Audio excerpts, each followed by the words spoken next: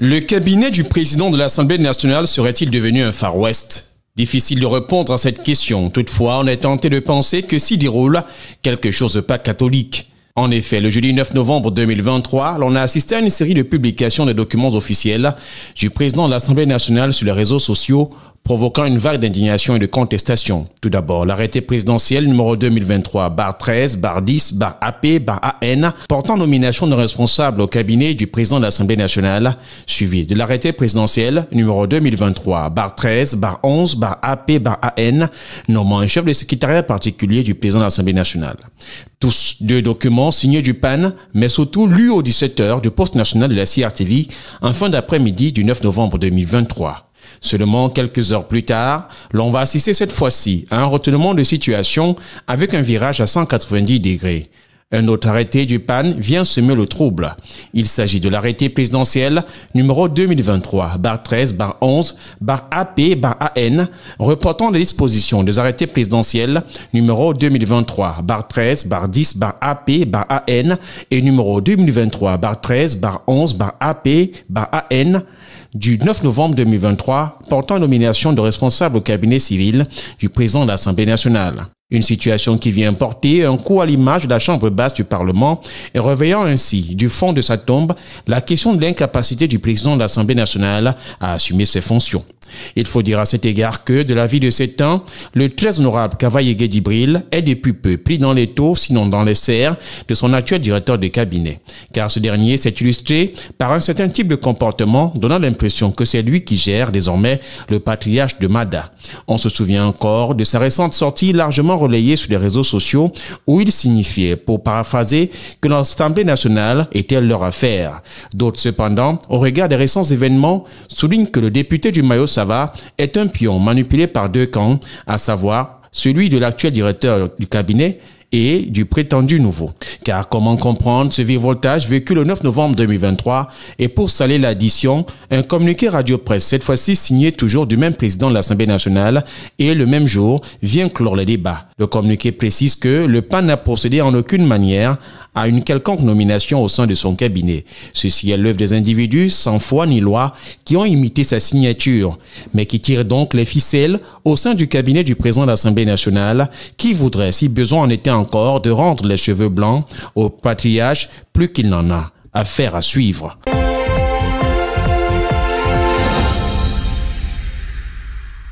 Depuis quelque temps, le ministre des Travaux publics du Cameroun, Emmanuel Nganou Messi, écume le terrain dans certaines régions du pays. Le membre du gouvernement vient faire l'autopsie des problèmes que connaissent nos axes routiers.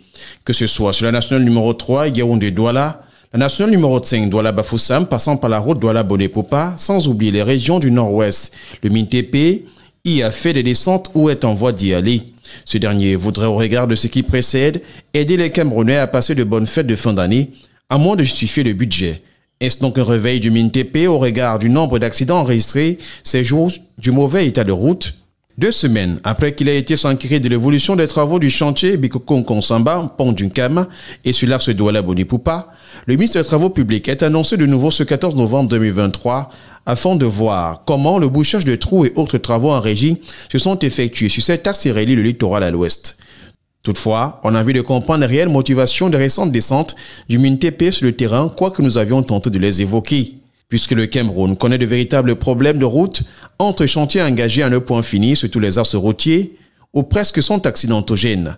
Sur près de 121 668 km de route principale, le Cameroun comptait 10 535 km de route bitumée en 2022, selon un rapport du ministère des Travaux publics, soit 395 km nouvellement construites la même année.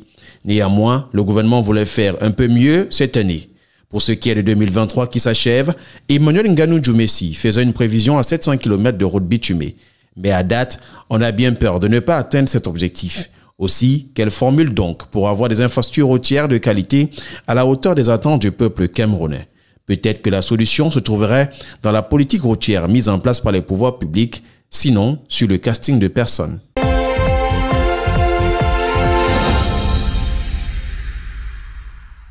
Se nourrir, se vêtir, s'éduquer et enfin se loger sont les besoins élémentaires auxquels devrait avoir accès tout citoyen camerounais. Malheureusement, C'est environ 40% de la population camerounaise qui croupit au quotidien sous le poids de la pauvreté. Mais comment reconnaître ces personnes pauvres? Le docteur Romuald Lebois, enseignant d'économie à l'université de Douala, nous donne quelques éléments. On va dire que la pauvreté, c'est la situation de cette personne qui ne parvient pas à satisfaire un certain nombre de besoins, notamment ce qu'on appelle les besoins élémentaires. Je parle ainsi de s'éduquer, se vêtir, se nourrir, se loger.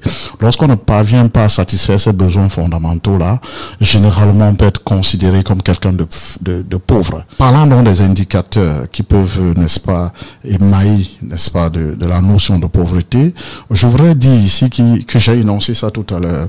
Il y a beaucoup plus des indicateurs monétaires et des indicateurs humains. J'annonce ici, lorsque je parle des indicateurs humains, je fais allusion aux fameux indicateurs qu'on appelle l'IDH, l'indice de développement humain, qui recense un certain nombre de variables, notamment les variables liées à la santé, les variables liées à l'éducation, les variables liées à l'espérance de vie.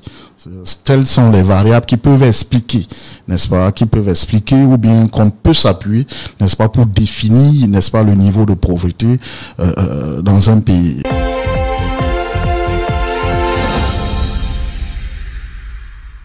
C'est dans une promiscuité indescriptible que vivent les habitants du quartier Bonateki à Deido.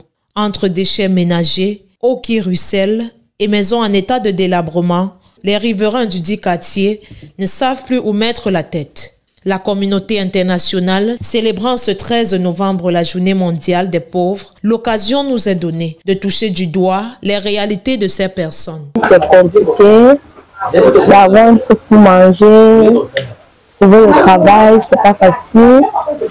On dépend de nous-mêmes. Vous avez vu, nos grandes sœurs sont là, le travail c'est pas vraiment facile. Et comme argument pour justifier leur état de pauvreté, certains accusent la cherté du panier de la ménagère. On n'arrive pas à manger, tout est cher. Une boîte de haricots en ce moment au marché coûte 300 francs, 350. Ce qu'on n'avait jamais vu. Ce qui coûtait 100 francs à l'époque, il y a moins de 10 ans, 125, ça grimpe jusqu'à 300, 350. Et sur la définition de la pauvreté, chacun y va de sa sensibilisation. Tu as tout l'envie de travailler, tu as toute la force, il y a ni le travail, il n'y a ni à manger, et vous ne pouvez rien arranger dans votre vie sociale. Pour moi, c'est la pauvreté. On fait les efforts pour envoyer les enfants à l'école, les enfants n'ont pas de travail.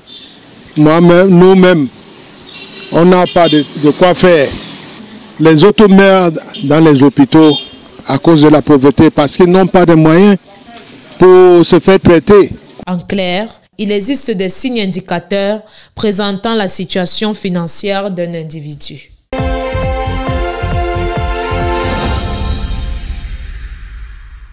Kodamboa, l'amour de la patrie, du territoire en français. C'est le thème du Ngondo 2023 dévoilé ce lundi au Mukanda Akwaïsi à Deido. C'est une invite des communautés Sawa du Cameroun au développement de leur territoire à travers des investissements pérennes. L'on l'a appris des dignitaires Sawa au cours de cette conférence de presse de lancement de cette édition de la grande messe de l'eau du peuple Sawa. Un thème qui revient pour la seconde fois à l'insistance des ancêtres, certainement au regard de l'actualité ayant cours au pays ces dernières années et qui invite à plus de patriotisme.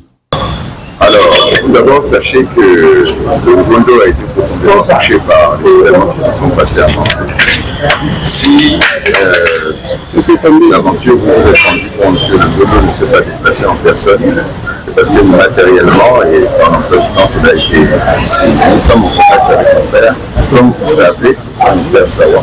Nous sommes en contact avec eux et nous leur avons transmis toutes nos condoléances pour des disparitions qu'ils ont subies. Dans d'autres circonstances, croyez-moi que le Ngondo aurait fait l'effort de se déplacer pour arriver jusqu'à là.